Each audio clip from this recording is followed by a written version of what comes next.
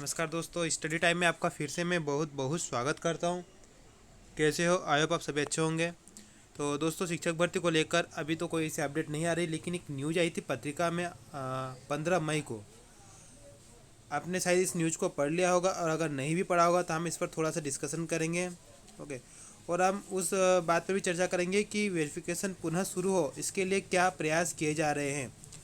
सबसे पहली बात तो ये जो न्यूज़ है ये अलाइड सब्जेक्ट को लेकर है कि अलाइड सब्जेक्ट वालों को अमान्य कर दिया, इनवैलिड कर दिया। आपको पता है, अलाइड वालों को कर दिया, डबल डिग्री वालों को कर दिया। तो उसके बारे में पूरे आर्टिकल में वही बताया गया है। आप इस न्यूज़ को पढ़ लेना। 15 मई पे जाना, आपको ये पत्रिका में मिल जाएगा, पढ़ लेना। ओके। यहाँ पर देखिए, जो जयश्री क्यावत मैम जी का जो स्टेटमेंट है, इस स्टेटमेंट पर हम थोड़ा ध्यान देते हैं।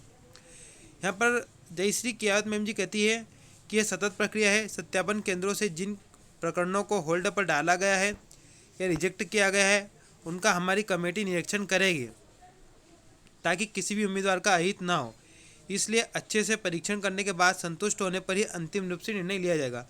मतलब कि यहाँ पर जो आयुक्त मैम है, उनका कहना का ये मतलब ये है कि अगर आपको होल्ड रिजेक्ट किया गया है तो वो भी अभी अंतिम निर्णय नहीं है, उन पर और समीक्षा होगी और अंतिम निर्णय बाद में लिया जाएगा कि जिन कैंडिडेट को होल्ड किया गया, रिजेक्ट किया गया, वो वैलिड थे या नहीं।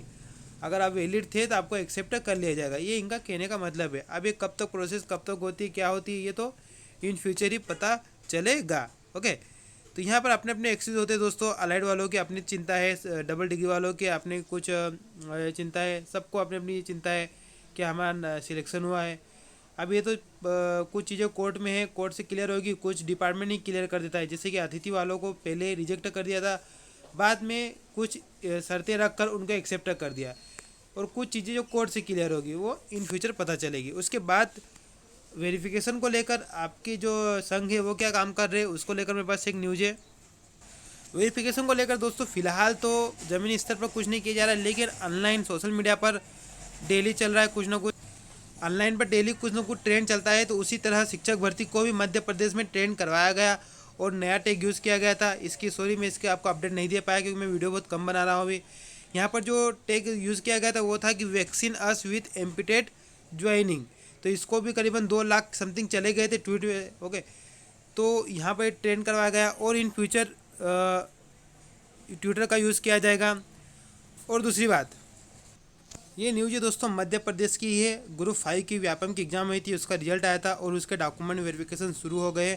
आप देख सकते हो दिनांक 24 मई, 25 मई, 27 मई, 28 मई, 29 मई, मतलब वेरिफिकेशन शुरू हो रहा है मध्य प्रदेश में। दूसरे डिपार्टमेंट अपने अपने विभाग के शुरू कर रहे हैं।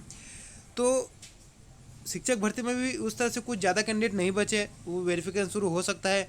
ठीक है। दूसरी बात, आसपास के राज्य भी अपने जो रिक्रूटमेंट थे उनकी ज्वाइनिंग दे रहे हैं। आपने देखा होगा उत्तर प्रदेश में शिक्षक भर्ती में ही ज्वाइनिंग दी जा रही है। तो इस तरह से चीज़ें चल रही है। ठीक है। इस बार ऐसा नहीं है कि सब कुछ रुका हुआ है।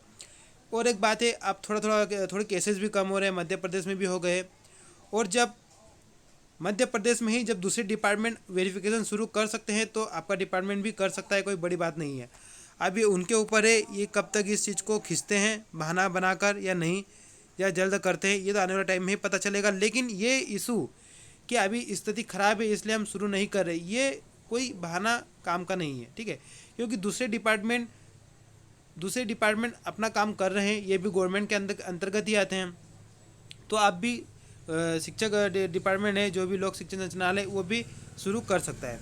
तो चलो दोस्तों, मिलते हैं नेक्स्ट वीडियो में। तब तक के लिए जय हिंद, जय भारत।